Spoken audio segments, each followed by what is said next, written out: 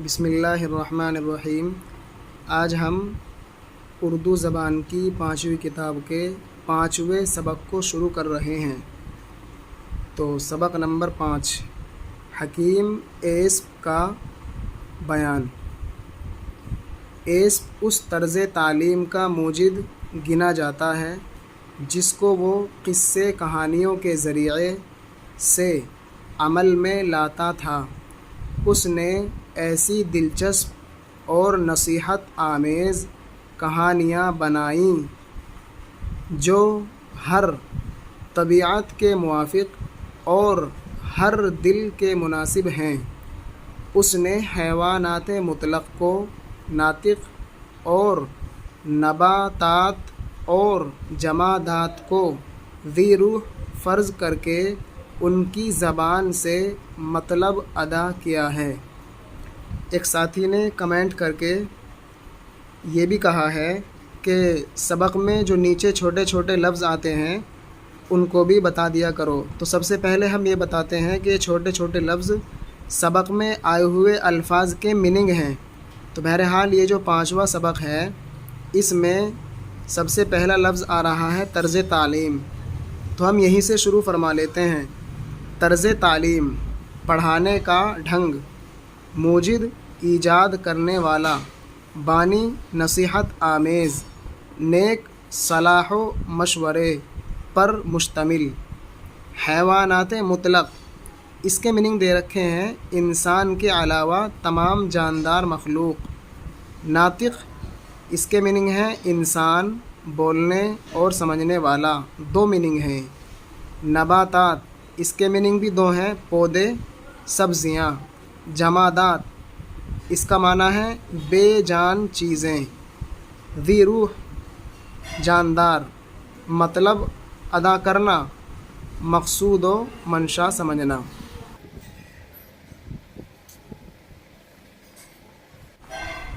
اگرچہ اس کی کہانیوں میں رنگینی نہیں ہے مگر وہ اخلاقی مضامین کی پوٹ ہیں۔ علی الخصوص، ہم نے پہلے بھی بتلایا تھا کہ جب اس طرح کے لفظ آتے ہیں تو اس میں بہت ساری چیزیں یعنی بہت سارے الفاظ سائلنٹ رہتے ہیں۔ تو یہاں یا اور الف دونوں سائلنٹ رہیں گے، البتہ لکھنے میں ضرور آئیں گے۔ پڑھیں گے اس کو۔ علی الخصوص، بچوں کی طبیعت پر بغایت مؤثر ہوتی ہے۔ اس طرز کو بڑے بڑے حکیموں اور منتظموں نے پسند کیا ہے۔ افلاطون کہتا ہے کہ حکیم سقراط نے ایسپ کی حکایتوں کو نظم کیا تھا، اور تاکید کرتا ہے کہ بچوں کو یہ کہانیاں ضرور سنانی چاہئیں تاکہ ابتدائے عمر ہی سے حسن اخلاق اور اطوار نیک ان کے دل نشیں ہو جائیں۔ فی الحقیقت اگر ایسپ کی حکایتیں مفید و پر اثر نہ ہوتیں تو وہ تمام قوموں میں نہ اس قدر رواج پاتیں نہ مقبول خاص و عام بنتیں۔ اس کی تعلیم کا مقصد یہ تھا کہ خدائے تعالی نے یہ رنگا رنگ کی مخلوق اس واسطے پیدا کی ہے کہ انسان اس کو نظر غور سے دیکھے اور ہر ادنا اعلیٰ چیز سے حکمت سیکھے اور عبرت حاصل کرے۔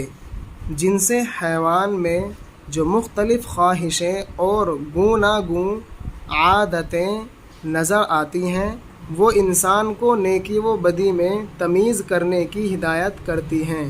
مثلاً کتے کی وفاداری، شیر کی شجاعت، لومڑی کی مکاری، چیتے کا غیظ و غضب، اونٹ کا حلم۔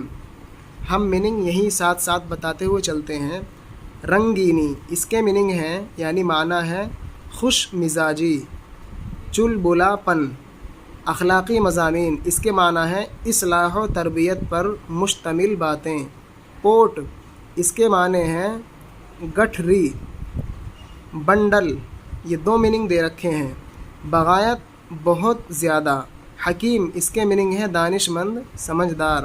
منتظم، انتظام کرنے والا، بندوبست کرنے والا، نظم کرنا، اشعار میں ڈھالنا، حسن اخلاق، اچھی عادتیں، اطوار نیک، اچھی روش، دل نشیں ہونا، دل میں جم جانا، فی الحقیقت واقعی، رنگا رنگ، قسم قسم، اور دوسرے معنی ہے بہت سے رنگوں والی، نظر غور، گہری نظر، حکمت سیکھنا، اس کے معنی ہے عقل و دانش حاصل کرنا، جن سے حیوان، جانوروں کی قسم، اور دوسرے معنی ہے جانوروں کی جماعت، گو نہ گوں، طرح طرح کی، قسم قسم کی، یہاں بھی دو معنی ہیں، شجاعت بہادری، مکاری دغا بازی، غیظ و غضب سخت جھنجھلاہٹ، جلال و غصے کی حالت، یہاں بھی دو میننگ ہیں،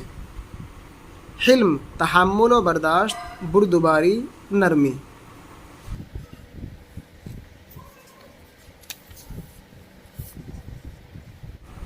یہ سارے خصائل جو انواع حیوانات میں موجود ہیں، اگر انسان ان سے نصیحت نہ حاصل کرے تو وہ حیوانوں سے بدتر ہے، چونکہ حقیقی دانائی اور انسانیت نہایت مؤثر طریقے سے اس دانش مند نے سکھائی ہے، اسی لیے وہ زمرۂ حکماء میں شمار کیا گیا۔ یہ حکیم، فرجیہ کا باشندہ، فنون حکمت سے واقف، نہایت ذکی و ذہین، لطیف و ظریف، علامہ دوراں اور یکتائے عصر تھا، مگر جس قدر اس کا باطن کمال و ہنر سے آراستہ تھا، اسی قدر اس کا ظاہر عیب و نقصان کی وجہ سے بدنما تھا، کریہ المنظر، بد قوارہ، کوتاہ قامت، کوزہ پشت، بلکہ اس کی ہیئت انسانوں سے کچھ یوں ہی مشابہ تھی، اس کے علاوہ مدت دراز تک بول چال سے بھی آشنا نہ تھا۔ ان سب خرابیوں پر ترا یہ کہ وہ بیچارہ غلام بھی تھا، جس سوداگر نے اس کو خریدا تھا وہ اس کی صورت سے بیزار اور صحبت سے نفور تھا، مگر اس گودڑ کے لعل کا کوئی گاہک نہ ملتا تھا۔ آخر ایک حکیم نے اپنی خدمت کے لیے خرید لیا۔ انواع حیوانات، جانوروں کی قسمیں، حقیقی دانائی، صحیح سمجھ، واقعی عقل و شعور، زمرۂ حکماء، حکیموں اور داناؤں کا گروہ، فرجیہ، ملک یونان کا ایک شہر، فنون حکمت، علوم حکمت، ذکی ہوشیار، لطیف و ظریف، خوش مزاج، ہنسمکھ، علامہ دوراں، اپنے زمانے کا بہت بڑا عالم، یکتائے عصر، اپنے زمانے کا بے مثال، دوسرے معنی لاجواب، آراستہ، سجا سنوارا ہوا، بدنما، اس کے معنی ہے بھدا بد شکل، کریہ المنظر، یہاں بھی ہا اور الف یہ سائلنٹ رہیں گے، اس کو پڑھیں گے کریہ المنظر، بد صورت، بد قوارہ، بھونڈا، بے ڈھنگا، کوتاہ قامت، چھوٹے قد کا، ٹھنگنا۔ ایک بات اور بتاتے چلتے ہیں، یہ جو لال سے کلر میں ہیں یہ الفاظ وہ ہیں جو سبق میں آئے ہیں، ان کے میننگ انہوں نے بتلائے ہیں کالے کلر میں، تو یہ لال کلر کے الفاظ ہیں وہ الفاظ جن کے میننگ یہ بتا رہے ہیں کالے الفاظ میں۔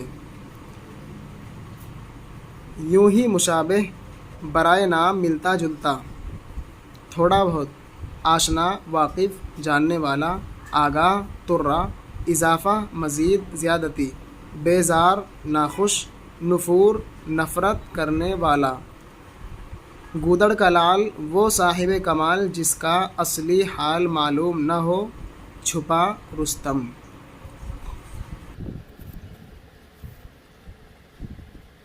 ایک روز اس حکیم نے اپنے احباب کی ضیافت کی اور ایسپ کو نفیس و لذیذ کھانوں کی تیاری کا حکم دیا۔ جب کھانا دسترخوان پر چنا گیا تو آقا کو معلوم ہوا کہ تمام رکابیوں میں زبانیں رکھی ہیں۔ ہم رفتار تھوڑی سی بڑھانا چاہتے ہیں اس لیے کہ سبق لمبا ہے۔ اس نے نہایت برہم ہو کر کہا، ارے کمبخت، میں نے تو نفیس کھانوں کی فرمائش کی تھی، تو یہ کیا پکا لایا؟ ایسپ نے نہایت ادب کے ساتھ عرض کیا، میں نے حضور ہی کے حکم کی تعمیل کی ہے۔ دنیا میں زبان سے بہتر کوئی شے نہیں۔ یہی ٹکا بھر کی زبان رونق بزم کا سامان ہے، یہی رموز علم کی کلید ہے، یہی اظہار دلائل کی کل ہے۔ اس لفظ کو کل پڑھنا، کل مت پڑھنا، اس لیے کہ کل کے معنی آتے ہیں بنیاد۔ ہم نے اس کو لغت میں بھی تلاشا تھا، وہاں بھی یہ کل ہی ہے، تو اس لفظ کو کل ہی پڑھنا چاہیے۔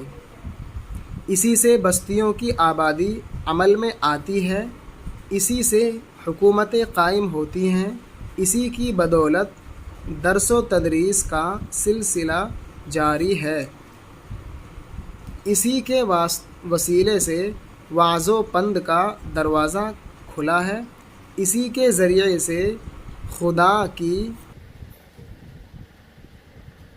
شکر گزاری اور حمد و ثنا ہوتی ہے۔ حکیم نے کہا، بہت بہتر، اور اپنے جی میں ٹھان لی کہ کل اس کو ٹھیک بناؤں گا اور اس کی حکمت کا مزہ چکھاؤں گا۔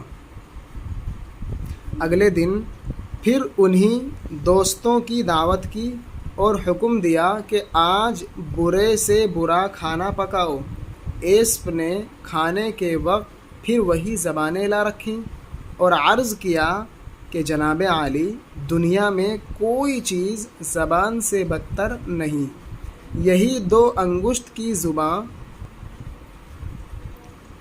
ضیافت دعوت، چننا سلیقے سے رکھنا، برہم ناراض ہونا، خفا ہونا، غصہ ہونا، تعمیل کرنا، حکم پورا کرنا، اطاعت کرنا، ٹکا بھر، مقدار میں 2 پیسے کے برابر وزن رکھنے والی ذرا سی چھوٹی سی معمولی سی رونق بزم، پرلطف مجلس و محفل، رموز علم، علم کے بھید، کلید کنجی چابی، کل مشین آلہ اوزار، جی میں ٹھان لینا، پکا ارادہ کر لینا، سوچ لینا، حکمت، ہوشیاری، عقل مندی، 2 انگشت 2 انگلی۔